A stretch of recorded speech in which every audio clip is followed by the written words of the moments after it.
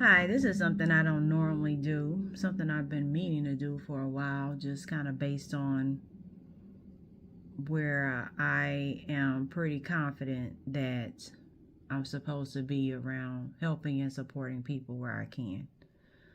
Um, my passion is definitely always helping people, especially when it comes to navigating the job market applications, interviews, resumes. Those are things that I've always enjoyed doing.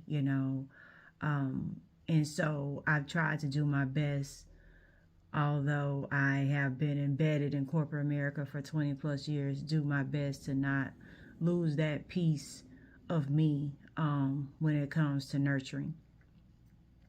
So let me say this. It's very important that as you go and you navigate your career, regardless of where you are, that you don't let your job become your identity.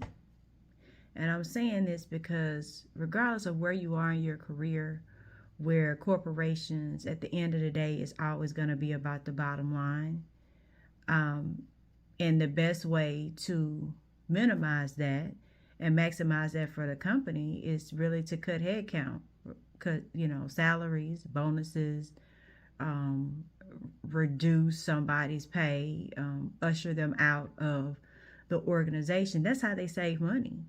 So when you've been a part of organizations for a substantial amount of time, then it almost feels like rejection if you're selected. But that doesn't mean that's the only good thing about you. You're more than just your job. You're more than just your career. So regardless of where you are in your organization, your company, and what you do, um, be mindful that you're more than just that. You offer a lot of other things. That's just a component of who you are. So make sure you're nurturing all of you. And that's why it's very important to make sure you always keep yourself marketable. Not just because, oh, I'm going to be looking for another job, but as the ecosystem and the job market changes, you want to make sure that whatever you decide to do, you decide to do on your own, and you're not in a situation where you're like, okay, what do I do next? It's okay to ask, what do I do next? But it's unfortunate to ask, what do I do next? Because you didn't invest in yourself along the way. So investing in yourself should be a top priority for all of us. Not just because, oh, I want to find a better job, but investing in yourself. And that can look a lot of ways, a lot of different ways for a lot of different people. So I would just advise you to just be mindful of that, because there was a time for me years ago when I was laid off. Funding was cut. I was laid off for 6 to 8 months. You had to go through the process of doing unemployment. Unemployment wasn't even enough to pay half of my mortgage, right? But because I felt like I was so ingrained mentally, spiritually, all that within my job, I went through a pseudo depression when I know I was going through a depression, because that was what I had always worked. I had always worked since I was 16. I'd never not had a job. Sometimes I had 2 or 3 jobs. So when someone says, "Oh no, you don't have a job," I was like, "What?" I didn't understand what that meant.